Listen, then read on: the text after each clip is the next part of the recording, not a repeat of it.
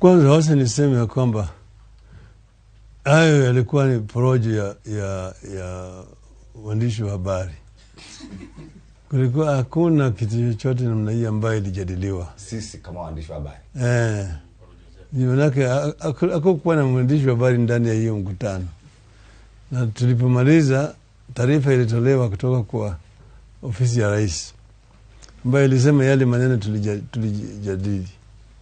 Sasa mtu mwingine anajitokeza tu kusema walisema Uhuru aliwaambia jamaa waunge mkono Raila na jamaa bado walikataa nini. Hiyo ilikuwa nani alikuwa hapo? Hiyo nasema media katika taifa letu imekuwa very irresponsible. Wanatoka na uongo mtupu, wananeza na wanachafua roho ya wananchi. Sengine wanaleta chuki ambayo haina maana hata kidogo. Hatujaongea juu ya mambo kama haya. Hakuna mahali ambayo mimi nimewaambia jamaa waniunge mkono, Uhuru amemwambia au wao wameniambia ati niwaunge mkono. Hakuna mahali. Wengine wamesema ati waniunga mkono. Mimi ningesema angalia, tulichuana 2007 candidates walikuwa kina nani? 2013 walikuwa nani? Sasa ikiwa kama sisi tunaenda kwa mfano Uhuru na Ruto, si Ruto alisaidia Uhuru, walisaidiana. Uhuru alikuwa anawania kiti ya urais, Ruto alikuwa anawania kiti ya naibu wa rais. Kwa hivyo kila mmoja alikuwa na kiti yake, alikuwa anatafuta. Kwa mfano mimi nilikuwa nimerana na mwenzangu, yeye alikuwa anatafuta kiti ya naibu, mimi nilikuwa natafuta kiti ya rais. Tulikuwa tunatafuta, kila mmoja alikuwa anatafuta kiti.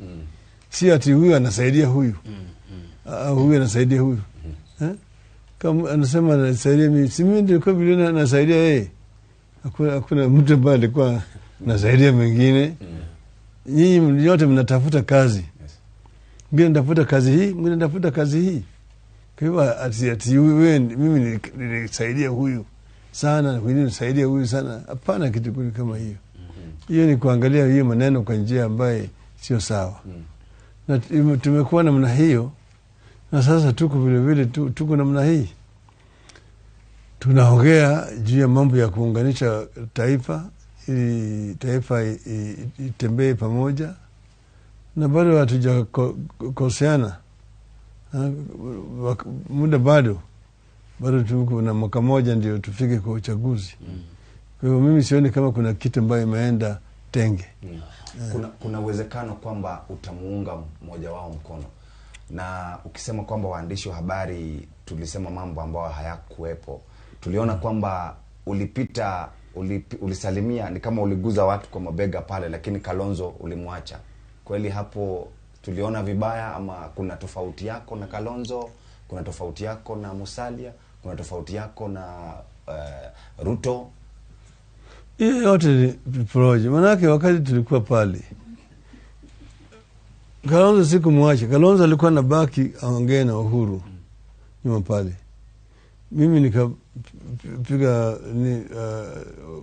ni kwa Uhuru na Musalia na Weta. Sababu gani? Kalonzo na mimi tulikuwa tunarudi Nairobi. Hao wengine walikuwa wanabaki hapo. Weta na Musalia walikuwa nabaki hapo. Sasa na Uhuru vile kwa nabaki. Kalonzo alikuwa naongea na Uhuru ili kidogo, alafu aje katika kiwanja ndege na turudi naye Nairobi. Ni sababu mimi siku waaga pale. Sasa watu nasema ati Raila aliwacha Kalonzo ati kwa sababu ya chuki. Tulikuwa tumetoka kumkutana, tulikuwa tuna shida. Tulikuwa tuna shida. Ndio mimi nasema the media got it completely wrong. They always get it wrong. Na kwa hii Mheshimiwa Raila, hii mikutano ya Mombasa, kila baada ya wiki moja, wiki mbili mko Mombasa, nyinyi viongozi wote, labda mnatafuta endorsement ya Rais Kenyatta? Hakuna mtu anatafuta endorsement. hii mkutano ya pili sio ati kila nini, tumekuwa tu mara mbili sio kila mara mara mbili peke yake. Ya pili tulikuwa mambo ya hii ya COVID, tuliko pale tuarifiwe hali ya COVID vile iko, vile mambo inakuwa, na kuzungumza juu ya hayo peke yake. Wataalamu walikuja wakatueleza vile maneno iko katika taifa mzima. Manake rais alikuwa anataka sisi tujaribu kushawishi watu wetu wafuate sheria ambayo imewekwa na Wizara ya Afya. Hiyo ndio sababu muhimu ambayo ilipeleka sisi hapo. Rais asipokuunga mkono itakuwa ni mwisho wa handshake. Handshake vile tumesema haikuletwa kwa sababu Raila anataka kuwa rais, Uhuru anastaafu. Ilikuwa iko na sababu imeandikwa pale. Tulisema ati wakati sisi tulikuwa tunapigania uhuru, Kenya ilikuwa imeungana pamoja. Umoja wa Kenya ndio ililazimisha mzungu atoke. Wazungu hawakutoka ati walikuwa wamependa. Wazungu walikuwa wamesema wamefanya nchi hii kama yao, kama vile walikuwa kule Afrika Kusini. Tena tulikuwa hapa na wakati hiyo ile sheria ya ubaguzi ambayo Maafrika ilikuwa naitwa takataka, bloody African. Sasa Wakenya wakaja pamoja, wakaungana. Wakati ile mbaya, hali hatari ilitangazwa, kulikuwa na shida mingi. Wakati hiyo Mkikuyu alikuwa, manake wao ndio walianza vita hii ya Mau Mau. Radio ilikuwa natangaza kila mara, kila asubuhi, ati Wakikuyu na Waembu na Wameru ni watu hatari. Ukiona moja akipita karibu, piga ripoti kwa polisi mara moja. Wakati hiyo. Na kulikuwa kule mbaya sisi tunaishi huko Nyanza, katika ziwa ya Victoria, kuna kisiwa huko ambayo inaitwa Mageta. Hiyo kisiwa ya Mageta, Mau Mau walifungwa huko. Hiyo ndio ilikuwa ni kama Robben Island ya hapa Kenya. Mzee wakina Waruru Kanja walifungwa hapo Mageta. Hapo ni walikuwa asubuhi wanaletwa na boti kutoka katika hiyo kisiwa katika nchi kavu kufanya kazi ya ujenzi ya barabara. Jioni wanarudishwa pale na hiyo boti. Ni kama inachukua kama dakika 30 kutoka kufika hapo na boti. Na walijua ya kwamba hawa watu hawezi kuogelea, na ukiogelea hapo kuna mamba mingi zaidi. Sasa kwa hivyo ukitoroka na uingie kwa maji, utaongea na mamba. Sababu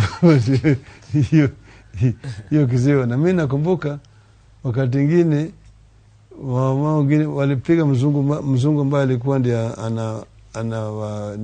supervise. Walimpiga wakamuua na wakatoroka watu wawili. Sasa walikuwa wanatafutwa na serikali. Wakaleta hizi helicopters.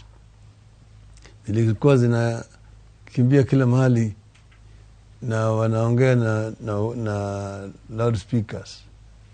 Na radio inatangaza. Ni wakati ilikuwa inatangaza juu ya mambo ya hatari ya Wakikuyu na Wameru na Waembu.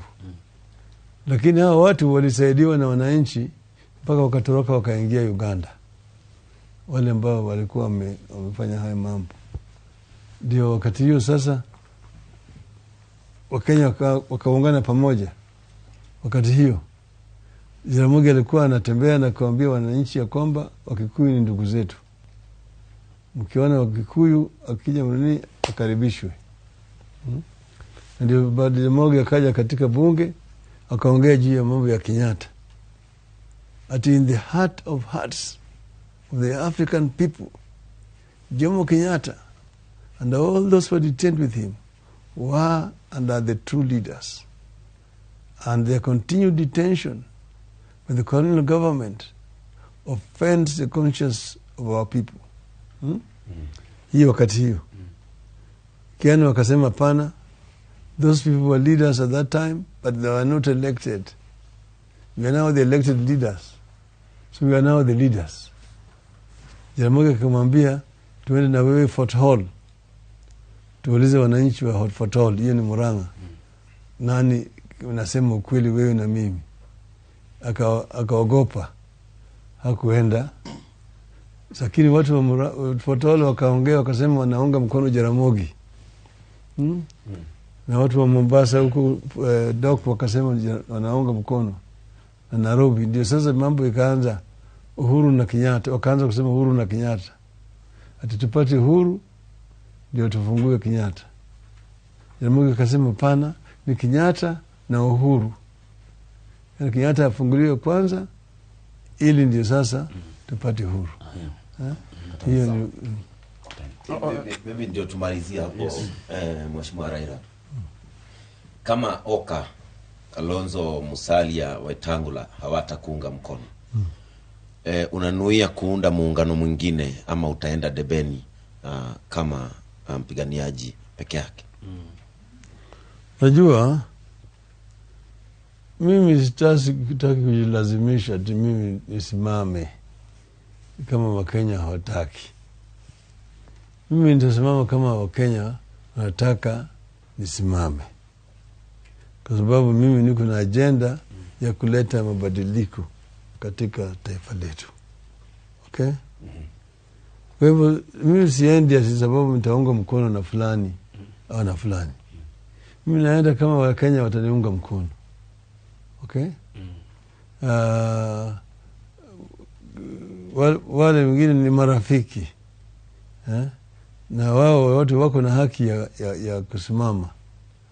Siwezi kuwalazimisha waniunge mkono. Na je, unaweza ukafanya kazi tena na naibu wa tukikumbuka kwamba mlikuwa na yeye katika chama cha ODM wakati wa serikali ya nusu mkate. Inaweza fika wakati mkafanya kazi na yeye tena.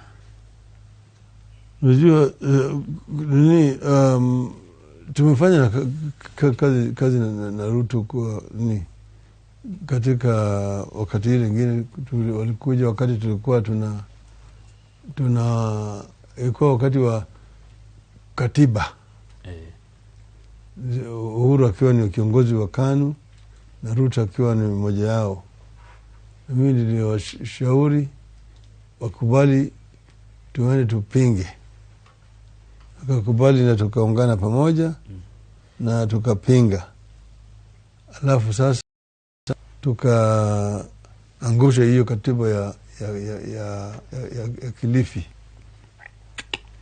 Sasa baadaye tukakuja kwa serikali na mimi nikaweka hiyo waziri wa kilimo, agriculture. Na kulikuwa na changamoto pale mingi sana. Na mimi nikamtoa nikapeleka kwa higher education. Najua lakini sitaki kuingia kwa ndani mambo yale ambayo yalifanyika. Kila mtu anajua.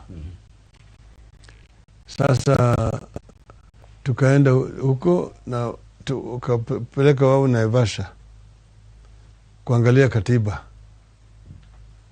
Ili na kule Naivasha wakatoka na pendekezo na katiba mpya.